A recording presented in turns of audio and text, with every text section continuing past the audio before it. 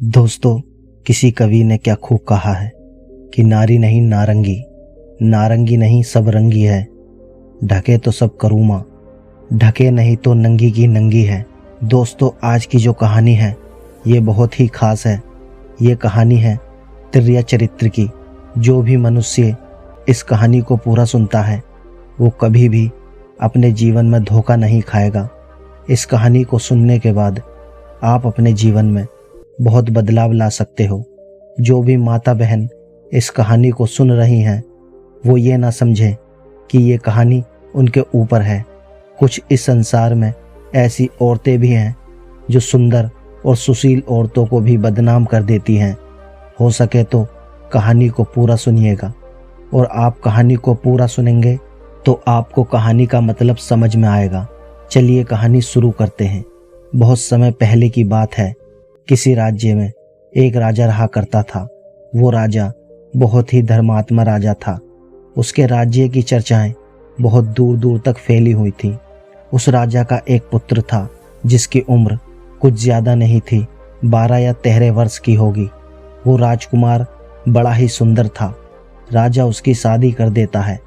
जब राजा ने उसकी शादी की तो राजकुमार मात्र 14 वर्ष का था, तभी उसकी शादी कर दी। राजा भी अब बूढ़ा हो चुका था। एक दिन राजा ने सोचा कि अपने राजकुमार को अब राजा बना देते हैं, क्योंकि उस राजा ने कई शादियां की थी और पहले के राजाओं में यही नियम था कि राजा जितनी चाहे उतनी शादी कर सकता था। वो राजा अपने पुत्र को राजा बना देता है। उसकी शादी हो चुकी थी और एक नहीं, राजकुमार की 7 शादी हो चुकी थी। राजकुमार की भी 7 रानियां आई हुई थी। वो राजकुमार जो कि राजा बना था अपनी पढ़ाई लिखाई फिर भी कर रहा था। वो रोज विद्यालय पढ़ने के लिए जाया करता था। एक दिन की बात है, जब वो राजकुमार पढ़ने के लिए विद्यालय जा रहा था तो रास्ते में उसे एक पनिहारिन मिली। वो पनिहारिन भी बहुत सुंदर थी। उस पनिहारी ने राजकुमार से पूछा कि है राजा, आप रोज कहाँ जाते हैं? वो राजकुमार कहता है कि मैं रोज पढ़ने के लिए, विद्या ग्रहण करने के लिए अपने गुरु के पास जाता हूँ। पनिहारी कहती है, ये तो अच्छी बात है, लेकिन ये बताइए आपने तिर्या चरित्र पढ़ा है? राजकुमार कहता है कि नहीं। पनिहारी कहती है कि आप तिर्या चरित्र अवश्य पढ़ो। राजकुमार कहता है कि ये तिर्या चरित्र क्या होता है? पनिहारी ने कहा कि आप ये बात अपने गुरु से जाकर पूछना और तिर्या चरित्र अवश्य पढ़ना। राजकुमार कहता है कि मैं आज ही जाऊंगा और अपने गुरु से जाकर पूछूंगा कि आपने मुझे तिर्या चरित्र क्यों नहीं पढ़ाई। इतनी बात कहने के बाद वो राजकुमार वहां से चल देता है। वो पनिहारी की बात सुनकर राजकुमार गुस्से में था। उसकी आंखें लाल थीं। वो अपने गुरु को जाकर प्रणाम करता है।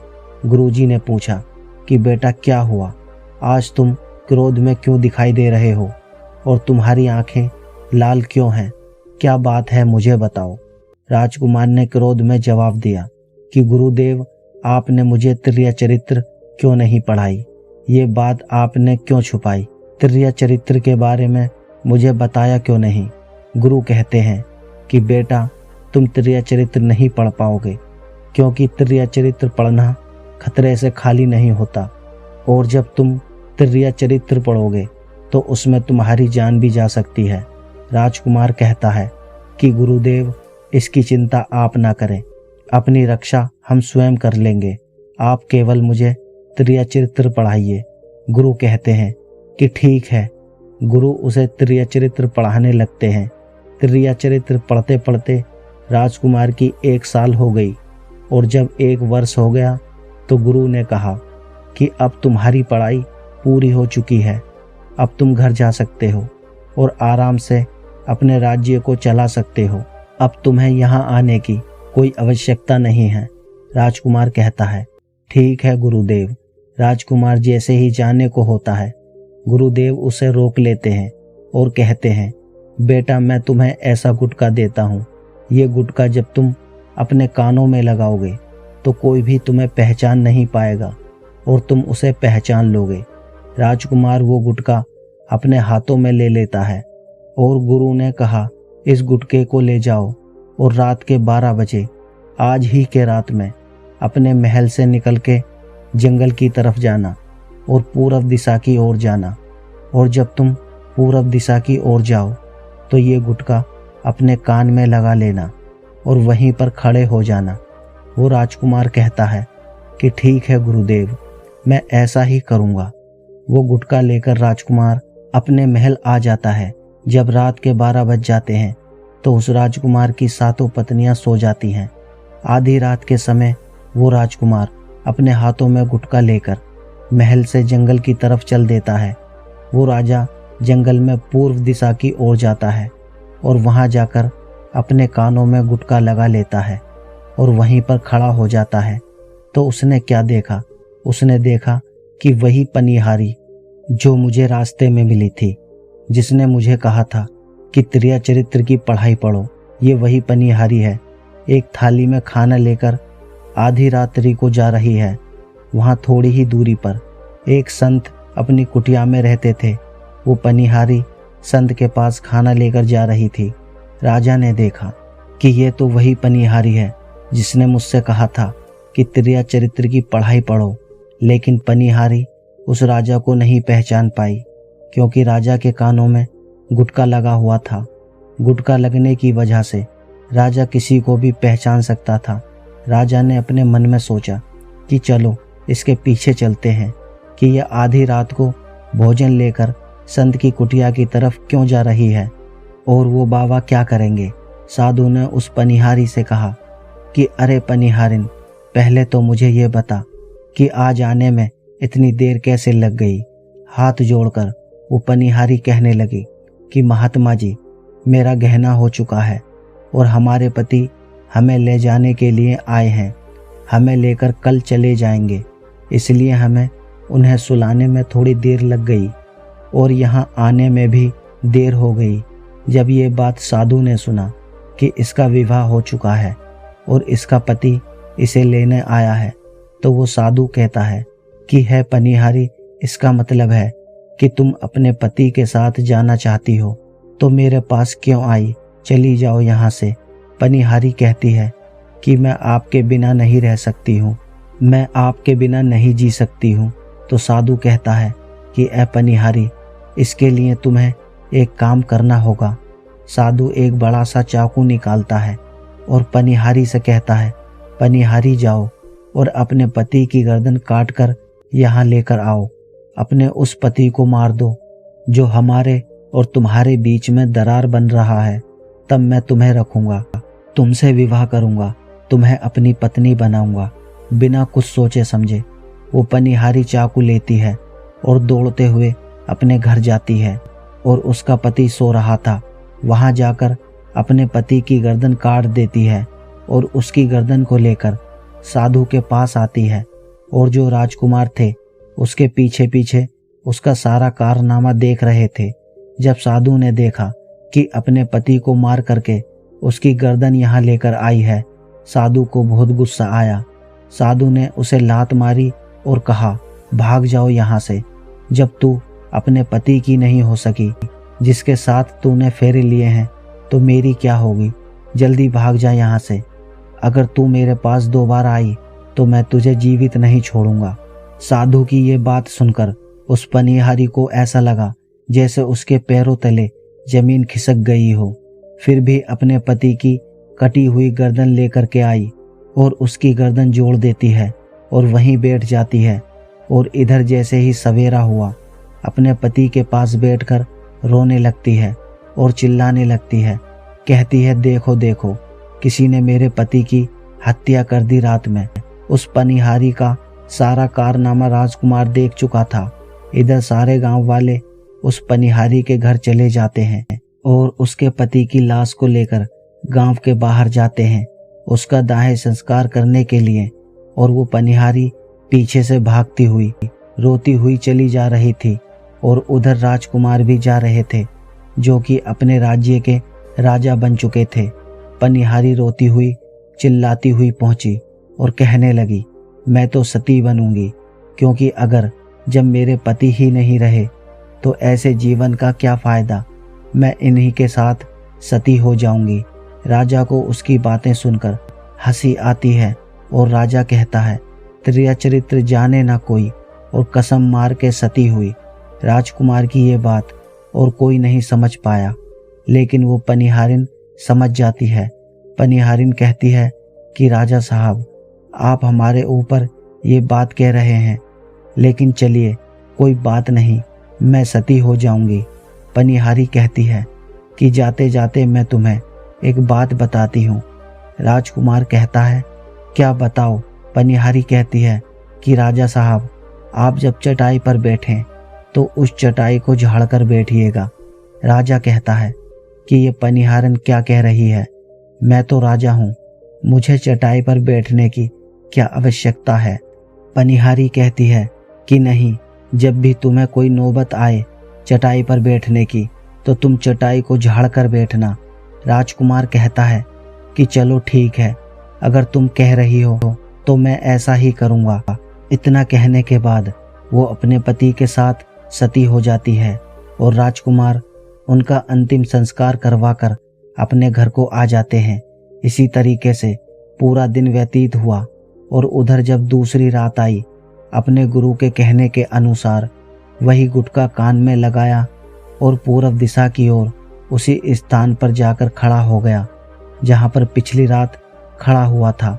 दूसरी रात को राजकुमार ने क्या देखा कि उसकी सातों पत्नियां भोजन की थाली अपने हाथों में लेकर उसी बाबा की कुटिया की तरफ जा रही हैं। जैसे ही राजा ने अपनी सातों पत्नियों को उस बाबा की कुटिया की तरफ जाते हुए देखा, राजकुमार के पैरों तले जमीन खिसक गई। राजकुमार अपने मन में सोचने लगा कि ये क्या चक्कर है। तभी उनमें से एक रानी राजकुमार को देख लेती है, लेकिन रानियों ने अपने पति राजकुमार को नहीं पहचान पाई, क्योंकि राजकुमार अपने कानों में गुटका लगाए हुए थे। वो गुटका लगाने की वजह से राजा को कोई पहचान नहीं पाता था। उनमें से एक रानी कहती है कि लड़के, इतनी रात को यहाँ क्यों खड़ा है? चल हमारी ये थाली लेकर उस कुटिया तक पहुँचा दे। बिना कुछ सोचे समझे राजकुमार ने वो थाली अपने हाथों में ले ली और अपनी रानियों के साथ कुटिया तक जाने लगा। जब सातों रानियां राजकुमार के साथ उस बाबा की कुटिया में पहुंचती है, राजकुमार कुछ भी नहीं बोल रहा था, क्योंकि राजकुमार देखना चाहता था कि हमारे में और हमारे महल में ऐसी क्या कमी है जो हमारी सातों रानियां इस बाबा के पास आती हैं, और इस साधु के पास ऐसा क्या है जो हमारी सातों रानियां भी यहाँ आ रही हैं। वो राजकुमार छुप करके सब जानना चाहता था। इधर जब वो सातों रानियां राजकुमार को लेकर साधु के पास पहुंची तो महात्मा राजकुमार को देखकर कहता है कि ये कौन है? तो सातों रानियां कहती हैं कि महात्मा जी, ये बालक हमें रास्ते में मिला, इसने हमारी सहायता की तो हम इसे अपने साथ लेकर आए। रानी कहती है, एक काम करते हैं, इसे आज रात यहीं रहने देते हैं, कल सुबह होते ही ये चला जाएगा। वो साधु उनकी बातों को मान लेता है। वो साधु अपने एक शिष्य को बुलाता है और उससे कहता है कि जाओ, आज के लिए इस बालक के रुकने की व्यवस्था कर दो। वो शिष्य राजकुमार को लेकर एक कमरे में जाता है। उस कमरे में एक चटाई बिछी हुई थी। शिष्य कहता है कि देख भाई, आज तुझे इस चटाई पर सोना पड़ेगा। वो शिष्य राजकुमार को इतना कहकर वहां से चला जाता है। राजकुमार उस कमरे में अकेला पड़ जाता है। राजकुमार अपने मन में सोचता है कि आज तो नौबत आ ही गई चटाई पर सोने की। फिर राजा कहता है, चलिए कोई बात नहीं, आज की रात हम चटाई पर ही गुजार लेंगे। राजकुमार जैसे ही चटाई पर बैठने ही वाला था कि उसे पनिहारी की बात याद आ गई। वो सोचने लगा कि पनिहारी ने मुझसे कहा था कि जब भी तुम्हें चटाई पर बैठने की नौबत आए तुम चटाई को अवश्य झाड़ लेना। चलो आज पहले झाड़ ही लेते हैं, हो सकता है इसका कोई राज हो। जैसे ही राजा ने चटाई उठाई तो उसने क्या देखा? उसने देखा कि एक बहुत बड़ा भयानक कुआं है। राजा ने जब उस कुएं को देखा तो राजा के होश उड़ गए। राजा उस कुएं के अंदर झांक कर देखने लगा राजा को अंदर बहुत सारे कैदी दिखाई देते हैं जिन्हें उस साधु ने अंदर कैद करके रखा था। उन कैदियों में से एक आदमी ने राजकुमार को पहचान लिया। वो आदमी राजकुमार से कहता है कि राजकुमार, आप यहाँ कैसे आ गए? राजकुमार कहता है कि धीरे बोलो, नहीं तो सब पोल पट्टी खुल जाएगी। तब सभी कैदियों ने कहा कि राजा साहब, आप यहाँ से भाग जाइए, हम तो यहाँ से निकल नहीं पाए, लेकिन आप यहाँ से भाग जाइए, नहीं तो आपका भी यही हाल हो जाएगा जो कि हमारा हुआ है। आप भी यहाँ फंस जाएंगे, आपको भी पकड़कर ये साधु इसी में डाल देगा। आप जितना जल्दी हो सके यहाँ से भाग जाएं। राजा जब उस कमरे के अंदर गया था तो अपने कान में से गुटखा निकाल लिया था, और जब राजा वहाँ से भागा तो अपने कान में गुटखा लगाना भूल ही गया। राजा को भागते हुए उन रानियों ने और साधु ने देख लिया था। रानियों ने जब राजा को भागते हुए देखा तो रानियां कहती हैं, ये तो हमारे पति हैं। रानियां उस महात्मा से कहती हैं कि महात्मा जी, अब तो हमारी सारी पोल पट्टी खुल जाएगी, ये तो हमारे पति हैं और वो भागे जा रहे हैं, उन्होंने हमें यहाँ देख लिया है, अब हमारा क्या होगा? वो साधु कहता है कि तुम यहाँ क्या देख रही हो, जल्दी जाओ और अपने पति को पकड़ कर लाओ। वो सातों रानियां राजकुमार को पकड़ने के लिए दौड़ी दौड़ी जाती हैं, लेकिन वो राजकुमार, वो राजा जो था, इतना तेज भागा कि वो अपने महल जा पहुंचा। रानियां घबरा गईं, रानियों के तो होश उड़ गए। रानियां फिर वापस उसी बाबा के पास आती हैं और बाबा से कहती हैं कि महाराज, अब तो हमारे पति हमें जीवित नहीं छोड़ेंगे, हम जैसे ही घर जाएंगे वो हमारी जान ले लेंगे। महात्मा, आप हमें बचा लीजिए, इसका कोई उपाय दीजिए। तब जाकर वो साधु उन रानियों को एक जादुई कील देता है और कहता है कि जब तुम घर जाओ तो अपने पति को बहला फुसलाकर उसके माथे में ये कील ठोक देना। ये जादुई कील तुम्हारे पति को भेड़ बना देगा और तुम साथ मिलकर उसे मार देना। बस कहानी खत्म हो जाएगी और तुम सातों रानियां बच जाओगी। वो सातों रानियां तैयार हो जाती हैं। वो सातों रानियां साधु की बात मान लेती हैं और जादुई कील लेकर महल आती है। वो सातों रानियां आपस में विचार करती हैं कि राजा सबसे ज़्यादा प्रेम सबसे छोटी वाली रानी से करते हैं, तो वो 6 रानियां मिलकर जादू वाली कील छोटी रानी को दे देती हैं और कहती हैं, ये लो तुम्हारा काम है, तुम किसी भी तरह राजकुमार के सर में ये कील ठोक देना। वो छोटी वाली रानी कहती है कि ठीक है। वो कील छोटी वाली रानी ले लेती है। जब राजा ने उन सातों रानियों को आते हुए देखा तो क्रोध में कहा कि पहले तुम यहीं रुको, पहले मुझे यह बताओ कि हमारे राज्य में और हम में ऐसी क्या कमी है कि तुम आधी रात को उस साधु के पास जाती हो, इसका क्या कारण है? पहले तुम मुझे बताओ। तो सातों रानियां हाथ जोड़कर कहती हैं कि महाराज, हमें माफ़ कर दीजिए, हमें लगता है कि उस साधु बाबा ने हम पर कोई जादू टोना कर दिया था, इसीलिए हमसे ऐसी गलती हो गई। आइंदा ऐसी गलती हमसे कभी नहीं होगी। छोटी रानी की ऐसी बातें सुनकर राजा उनकी बातों को मान लेता है, क्योंकि वो राजा छोटी रानी से बहुत प्रेम करता था। वो राजा भी सोचने लगता है कि शायद उस बाबा ने ही इन पर कोई जादू टोना किया होगा। राजा अपनी सातों पत्नियों को माफ़ कर देता है और कहता है, ठीक है, तुम अपने कमरे में चली जाओ। सबसे छोटी रानी, जिससे राजकुमार बहुत प्रेम करता था, सबसे छोटी रानी राजकुमार को खाना खिलाती है और राजकुमार को सुला देती है। जब वो राजा सो गया तो वो 6 रानियां भी वहां आ जाती हैं। सबसे छोटी रानी जो थी वो जादुई कील निकालती है और राजा के सर में ठोक देती है। छोटी रानी ने कील जैसे ही ठोका, राजा पूरी तेजी से उठा, लेकिन उतने समय में वो भेड़ बन चुका था। अब उस राजा में इतनी शक्ति नहीं थी कि उन रानियों से मुकाबला कर सके। वो सातों रानियां उस राजा को पकड़ने लगीं। राजा फिर भी हिम्मत नहीं हारा। अपनी महल की खिड़की से कूदकर राजा भागते भागते अपने गुरु के पास पहुंच गया और कहने लगा कि है गुरुजी, मुझे माफ़ कीजिए, मेरी जान बचाइए, नहीं तो मैं मारा जाऊंगा। गुरु कहते हैं, बेटा मैंने तुमसे कहा था कि तुम त्रिया चरित्र मत सीखो, इसमें जान भी जा सकती है। अब सीखो त्रिया चरित्र, देखा इसका नतीजा। राजकुमार कहता है, गुरुदेव मुझे माफ कर दो और जल्दी मेरी जान बचाओ, नहीं तो मैं मारा जाऊंगा। मेरी ही पत्नी ने मेरे सर में जादुई कील ठोक दी है, जिसकी वजह से मैं भेड़ बन चुका हूँ। गुरु ने जब ध्यान से देखा तो कहा कि वही कील है जो वो साधु ने दिया है, मैं तुम्हें अब नहीं बचा सकता। राजकुमार कहता है कि नहीं गुरुदेव, ऐसा मत कीजिए, मैं आपका शिष्य हूँ, आपका कर्तव्य है मेरी जान बचाना।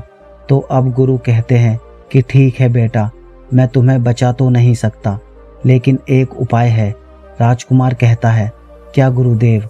वो गुरु कहते हैं कि हम तुम्हें तोता बना देंगे, और जब हम तुम्हें तोता बना देंगे तो तुम सुखवाल राजा के राज्य में चले जाना और वहीं जाकर रहना, क्योंकि सुखवाल राज्य में वो साधु का जादू नहीं चलता है।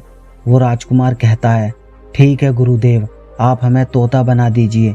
वो गुरुदेव उसे तोता बना देते हैं, और वो तोता बनने के बाद वो वहाँ से उड़ा और सुखवाल राजा के राज्य में चला गया, जहाँ पर बहुत सारे तोते रहते थे।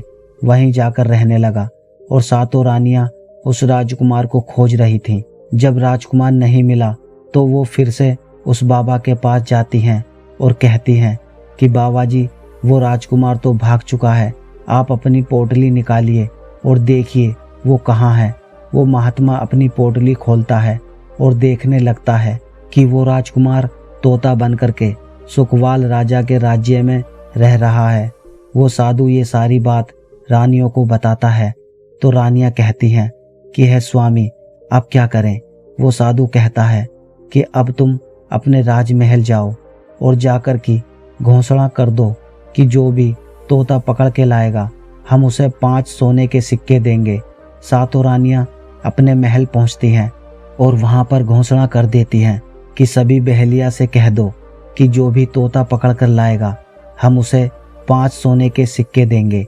उस राज्य के जितने भी बहेलिया थे तोता पकड़ने के लिए चारों तरफ घूमने लगते हैं, और जो भी तोता पकड़ते हैं लेकर के रानी के पास जाते हैं और 5 सिक्के लेते हैं और वहां से चले जाते हैं, और वो सातों रानियां उस तोते को मार देती हैं। ऐसे ही धीरे धीरे बहुत समय निकल गया, और ये राजकुमार जो तोता बनकर जहाँ गया था वहाँ सारे तोताओं से बहुत अच्छी अच्छी बातें करता था, उन्हें बहुत ज्ञान की बातें बताता था। तो सारे तोताओं को लगा कि ये तोता तो बहुत समझदार है, ये तोता तो बहुत अच्छी अच्छी बातें करता है, इसे हम अपना राजा बना लेते हैं। सभी तोते मिल करके उसे राजा बना लेते हैं। वो राजकुमार सभी तोताओं का राजा बन जाता है और वहीं छुपकर रहने लगता है।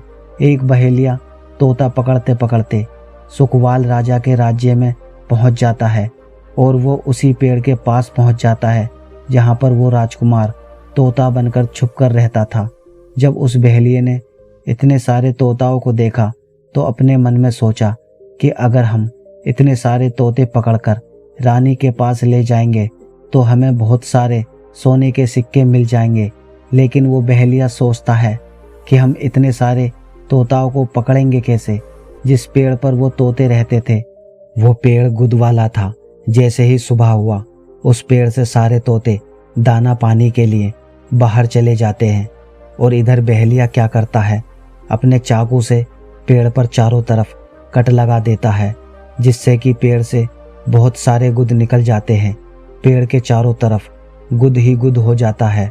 अब बहेलिया सोचता है कि जब भी वो सारे तोते आएंगे, इस पेड़ पर बैठेंगे, वो सभी इस पेड़ पे चिपक जाएंगे और मैं आसानी से उन्हें लेकर चला जाऊंगा। बहेलिया वहीं चिपक करके देखने लगा, और जब शाम हुई सारे तोता वापस आए, और वो तोते जैसे ही पेड़ पर बैठे सभी के पैर उस पेड़ पर चिपक गए, क्योंकि पूरे पेड़ में गुद ही गुद लगा हुआ था। अब तो सारे तोते परेशान हो गए। उसमें राजकुमार भी जो तोता बना हुआ था वो भी चिपक गया था। सारे तोते राजकुमार से कहते हैं, क्योंकि सारे तोते राजकुमार को अपना गुरु मानते थे, कि आप कुछ भी सोचो, हम सबको बाहर निकालो नहीं तो सुबह तक वो बहेलिया आएगा और हमें पकड़कर लेकर चला जाएगा। वो राजकुमार कहता है कि तुम बिल्कुल चिंता न करो, जब वो सुबह बहेलिया आएगा तो तुम सभी ऐसा करना कि उस बहेलिया को लगे कि सारे तोते मर चुके हैं, और जब सभी तोते को पेड़ से छुड़ाकर नीचे फेंक दे तो सभी उड़कर भाग जाना। सभी तोते कहते हैं ठीक है गुरुदेव। सुबह हुआ, जैसे ही बहेलिया पेड़ के पास पहुंचा, सभी तोते ऐसे लटके हुए थे जैसे कि वो सभी मरे हुए हैं।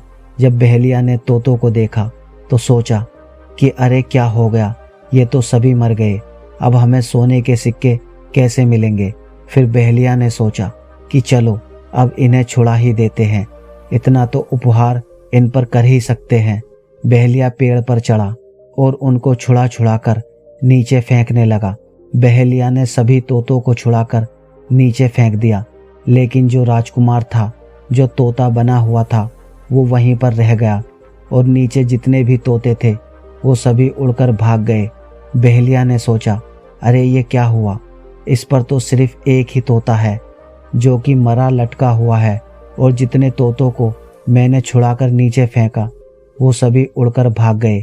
बहेलिया ने सोचा इसका मतलब ये सारे तोतों ने मिलकर मेरे साथ धोखा किया है। अब वो राजकुमार जो था, जो तोता बना हुआ था, वही सिर्फ पेड़ पर लटका हुआ था। वो बहेलिया कहता है कि ये सब तुम्हारी चाल है, चलो अब मैं तुम्हें लेकर जाऊंगा और रानी के हाथ बेच दूंगा और मुझे 5 सोने के सिक्के मिल जाएंगे। और इधर वो बहेलिया उस तोते को बेचने के लिए रानी के पास जाने लगा। रास्ते में वो तोता कहता है, जो कि राजकुमार था, वो बहेलिया से कहता है कि तुम मुझे कहाँ ले जा रहे हो। तो वो बहेलिया कहता है मैं तुम्हें बेचने के लिए रानी के पास ले जा रहा हूँ, अगर मैं तुम्हें वहाँ बेचूंगा तो मुझे 5 सोने के सिक्के मिलेंगे। वो राजकुमार कहता है कि मैं अगर तुम्हें 50,000 सोने के सिक्के दिलाऊं तो क्या तुम मुझे नहीं बेचोगे। बहेलिया कहता है तुम्हें बेचना तो है ही, लेकिन तू मुझे 50,000 सोने के सिक्के कैसे दिलाएगा। वो तोता कहता है कि राजा सुखवाल के यहाँ एक बहुत बड़ा मेला लगता है, तुम मुझे वहीं बेच दो, मूल मैं स्वयं बताऊंगा। वो बहेलिया उस तोते की बात मान लेता है और रानी के पास बेचने की जगह वो सुखवाल राजा के राज्य में उसके मेले में तोते को बेचने चला जाता है। और सुखवाल राजा के राज्य में ये नियम था कि अगर किसी व्यक्ति का सामान शाम तक नहीं बिका तो वो राजा स्वयं आकर उसे खरीद लेता था। वो बहेलिया उस तोते को लेकर बाजार में पहुंचा हुआ था। जब भी कोई व्यक्ति उस तोते को खरीदने आता तो वो पूछता कि ये कितने का है, तो बहेलिया कहता कि तोता अपना दाम स्वयं बताएगा। तो वो तोता अपना दाम इतना बता देता कि कोई भी व्यक्ति उसे खरीद नहीं पाता। ऐसे ही करते करते शाम हो गई। अब शाम हो गई थी, सभी अपनी अपनी दुकान लेकर चले गए। सभी की दुकान उजड़ गई थी, बस एक बहेलिया और एक तोता ही रह गए थे। इधर राजा ने अपने सिपाहियों को आदेश दिया कि जाओ देख कर आओ, किसी का सामान तो नहीं रह गया है। जब राजा के सिपाही आए तो उन्होंने देखा कि एक बहेलिया तोते को लेकर बैठा हुआ है। सिपाही बहेलिए से कहते हैं, बहेलिए तुम्हारा ये तोता क्यों नहीं बिका, तुम इसे कितने में बेच रहे हो। तो वो तोता कहता है कि जो इन्हें 50,000 सोने के सिक्के देगा वही मुझे खरीद पाएगा। उस तोते की बात सुनकर वो सिपाही आश्चर्य में पड़ जाते हैं। वो सोचते हैं कि अरे ये तोता तो अपना मूल्य स्वयं बताता है। वो सिपाही राजा के पास जाते हैं और राजा को सारी बात बताते हैं और कहते हैं कि एक बहेलिया एक तोता लेकर बैठा हुआ है, लेकिन वो तोता अपना मूल्य स्वयं बताता है। वो इतना महंगा बताता है, शायद इसीलिए उसे कोई खरीद नहीं सका। राजा सिपाहियों से पूछता है कि वो तोता अपना मूल्य कितना बता रहा है। तो सिपाही कहते हैं वो अपना मूल्य 50,000 सोने के सिक्के बता रहा है। राजा कहता है कि चलिए हम स्वयं चलकर वो तोता खरीदेंगे। अगर हम उसका तोता नहीं खरीदेंगे तो हमारी बदनामी होगी कि राजा के बाजार में वो तोता नहीं बिका और वो आदमी नाराज होकर चला जाएगा। वो राजा अपने मंत्रियों के साथ अपने रथ पर सवार होकर बाजार में पहुंचता है राजा बहेलिये से कहता है कि बहेलिया, इसका क्या मोल है। बहेलिया हाथ जोड़कर कहता है कि राजा साहब, अपना मूल तोता स्वयं बताएगा। वो राजा फिर तोते से पूछता है। तोता कहता है कि राजा साहब, जो इन्हें 50,000 सोने के सिक्के देगा वही मुझे खरीद पाएगा। राजा अपने सिपाहियों से 50,000 सोने के सिक्के मंगवाता है और बहेलिये को पकड़ा देता है और तोते को लेकर अपने महल चला जाता है। वो तोता बहुत ही बुद्धिमान था क्योंकि वो राजा था। वो तोता राजा को बहुत अच्छी अच्छी बातें बताने लगा। जब राजा पे कोई खतरा आने वाला होता तभी वो तोता बता देता कि राजा साहब, आप पर यह खतरा आने वाला है। राजा भी उस तोते से बहुत अधिक प्रेम करने लगते हैं। जब ये बात रानियों को पता चली कि राजा एक ऐसा तोता लेकर आए हैं जो कि तोता बोलता है और बहुत ही अच्छी अच्छी बातें बताता है, तो रानियां राजा से कहती हैं कि उस तोते को मेरे पास भिजवा दीजिए। हम भी उस तोते को देखना चाहते हैं, हम भी उस तोते से बातें करना चाहते हैं। राजा अपने मंत्रियों से कहकर वो तोता रानियों के पास भिजवा देता है। वो रानी उस तोते से बातें करके बहुत खुश हो जाती हैं। वो रानी भी तोते से बहुत प्रेम करने लगती है और कहती है कि वारे तोते, इसलिए तुझे राजा साहब ने 50,000 सोने के सिक्के देकर खरीदा है। उस रानी की एक पुत्री थी जो कि बड़ी ही सुंदर थी। रानी अपनी पुत्री से कहती है कि है पुत्री, आज से तुम इस तोते का ध्यान रखोगी और कल तुम्हें इसे अच्छे से धोकर नहलाना है। वो राजकुमारी भी उस तोते से बहुत प्रेम करती है। जैसे ही सुबह हुई, राजकुमारी उस तोते को लेकर नहलाने जाती है। जब राजकुमारी उसे नहला रही थी तो उसने देखा कि इसके सर में कील धसी हुई है। राजकुमारी उस कील को निकाल देती है। राजकुमारी जैसी ही उस कील को निकालती है, वो तोता पहले वाला एक सुंदर सा राजकुमार बन जाता है। राजकुमारी उसे देखकर घबरा जाती है। राजकुमार कहता है कि तुम घबराओ नहीं, ये कील वापस से मेरे सर में ठोक दो, मैं फिर से तोता बन जाऊंगा और इसके बारे में मैं तुम्हें रात्रि में बताऊंगा। तुरंत ही वो राजकुमारी उस कील को राजकुमार के सर में ठोक देती है। तुरंत ही वो राजकुमार तोता बन जाता है। रात को वो राजकुमारी उसको लेकर अपने कमरे में जाती है और उसके सर से कील निकाल देती है। वो तोता फिर से राजकुमार बन जाता है। वो राजकुमार अपनी सारी दास्तान उस राजकुमारी को बताता है और कहता है, माफ करना, ये दास्तान तुम किसी को बताना नहीं तो मेरी जान चली जाएगी। राजकुमारी इसके बारे में अपने माता और पिता को नहीं बताती है। दिन भर समय बीतता तो रात को राजकुमारी उस तोते को अपने कमरे में ले जाती और उसके माथे से कील निकाल देती। वो राजकुमार बन जाता और रात में वो दोनों साथ में ही रहते और ऐसे ही धीरे धीरे समय निकलता गया। राजकुमारी को उस राजकुमार से प्रेम हो जाता है। इधर क्या हुआ, जो राजकुमार की पत्नियां थीं वो बहुत सारे तोते खुजवा कर मरवा देती हैं, लेकिन जो राजकुमार तोता बना हुआ था वो उन्हें नहीं मिलता है। फिर वो सातों रानियां उसी साधु के पास जाती हैं और कहती हैं कि है महात्मा, हमारे पति तो अभी तक हमें नहीं मिले, हम अब क्या करें, उन्हें कैसे मारें। वो साधु ने फिर से अपनी पोटली खोली और देखता है कि वो राजकुमार अभी तक तोता बनके उस राजा के घर में रह रहा है। वो साधु इन सातों रानियों से कहता है कि तुम एक काम करो कि तुम नृत्य कला सीखो। हम सभी मिलकर उस राजा के घर नृत्य कला करने जाएंगे और जब राजा हम पर प्रसन्न हो जाएगा और हमें कुछ मांगने को कहेगा तो हम उस तोते को ही मांग लेंगे और फिर आसानी से उसे मार देंगे। धीरे धीरे समय बीता। साधु तबला बजाता था और सातों रानियां नृत्य कला सीखती। वो पूरी तरह से नृत्य कला सीख चुकी थी। अब साधु को लगा कि हम सफलता प्राप्त कर सकते हैं और उस तोते को उस राजा से मांग सकते हैं। वो साधु का भेष बदल करके उन सातों रानियों को नृत्य कला वाली स्त्री बना करके राजा सुकवाल के दरबार में पहुंच गया। राजा उस साधु से पूछता है कि आप लोग कौन हैं, यहाँ क्यों आए हैं। वो साधु कहता है कि हम सब नृत्य कला वाले हैं, आपके महल में हम नृत्य कला सिखाना चाहते हैं, गाना चाहते हैं। राजा सुकवाल को भी गाना बजाने का बहुत शौक था, वो मान जाते हैं। इधर वो साधु अपना गाना बजाना चालू करता है। जब उनकी गाने बजाने की आवाज़ तोते के कानों में पहुंचती है तो तोता समझ गया कि वो साधु हमारी सातों रानियों को लेकर भेष बदल कर यहाँ पर आ गया है। अब हमारी जान नहीं बचेगी। जब रात हुई तो राजकुमारी उस तोते को लेकर अपने कमरे में जाती है। उस तोते के सर से कील निकालती है और वो तोता राजकुमार बन जाता है।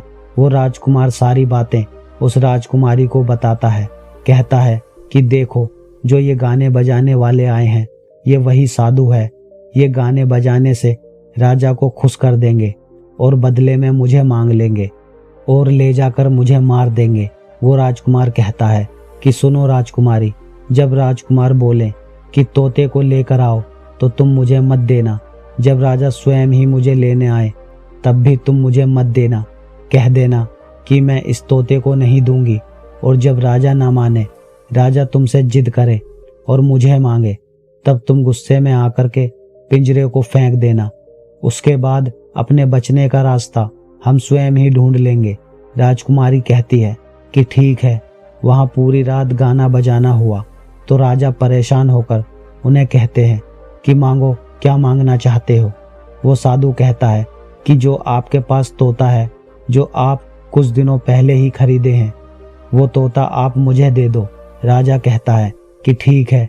राजा अपने मंत्री को आदेश देता है कि जाओ उस तोते को लेकर आओ। वो मंत्री राजकुमारी के पास पहुंचता है और कहता है कि ये तोता मुझे दे दो। राजकुमारी कहती है नहीं, मैं तोते को नहीं दूंगी। मंत्री कहता है कि देखिए, आप जिद मत कीजिए। राजकुमारी कहती है कि तुम जाओ और मेरे पिताजी को यहाँ भेज दो, वो आकर इसे ले जाएंगे। मंत्री राजा को जाकर सारी बात बताता है। राजा स्वयं ही आता है उस तोते को लेने के लिए। वो राजा जाकर कहता है कि बेटी, ये तोता मुझे दे दो। ये नृत्य कला वाले को देना है, जो रात भर यहाँ गाना बजाना किए हैं, ये उन्हें देना है। तो राजकुमारी कहती है कि पिताजी, ये तोता मैं नहीं दूंगी। राजा क्रोध में आकर कहने लगा कि बेटी, ये कैसी बातें कर रही हो, इसे देने का मैंने वादा किया है। जब राजकुमारी ने राजा को क्रोध में देखा तो राजकुमारी को भी गुस्सा आ गया और राजकुमारी गुस्से में पिंजरे को जमीन पर फेंक देती है। जैसे कि राजकुमार ने उसे कहा था, वो पिंजरा जैसे ही जमीन पर गिरा वो टूट गया और तोता जो था वो सरसों का दाना बन गया। ये देखते ही साधु तुरंत कबूतर बन गया और उस दाने को चुगने लगता है। उसमें से जो एक दाना था वो स्वयं ही राजकुमार था। वो डगर करके एक नाली में जाकर गिरता है। जैसे ही वो दाना नाली में गिरता है वो राजकुमार बाज बन जाता है और एकदम से कबूतर पर झपटता है और उसे मार देता है। इस तरह से उस साधु की मृत्यु हो जाती है। राजा ये सब देखकर आश्चर्यचकित हो जाता है। वो बाज उस कबूतर को मारकर फिर से तोता बन जाता है और जो राजकुमारी थी उस तोते से कील निकाल देती है और वो फिर से पहले जैसा राजकुमार बन जाता है। वो राजकुमारी अपने पिता को सारी बात बता देती है। वो राजकुमार कहता है कि देखिए राजा साहब, मैं भी एक राजा हूँ और मैं आपकी बेटी से प्रेम करता हूँ और मैं उससे शादी करना चाहता हूँ। वो राजा अपनी पुत्री से पूछता है कि बेटी, क्या तुम इससे शादी करना चाहती हो। राजकुमारी कहती है कि हाँ पिताजी, मैं इनसे प्रेम करती हूँ। राजकुमार उस राजा की पुत्री से विवाह करके अपने महल जाता है और जो उनकी 7 पत्नियां थीं उनको पकड़वा कर बंदी गृह में बंद करवा देता है और खुशी खुशी उस राजकुमारी के साथ रहने लगता है। यही है त्रिया चरित्र की पढ़ाई, जिसे पढ़ने के बाद राजा को अपनी जान बचाने के लिए क्या क्या नहीं करना पड़ा। तो दोस्तों, कैसी लगी आपको ये कहानी पसंद आई हो तो कमेंट सेक्शन में ज़रूर बताएं। मिलते हैं अगली कहानी में, तब तक आप अपना ख्याल रखिए। धन्यवाद।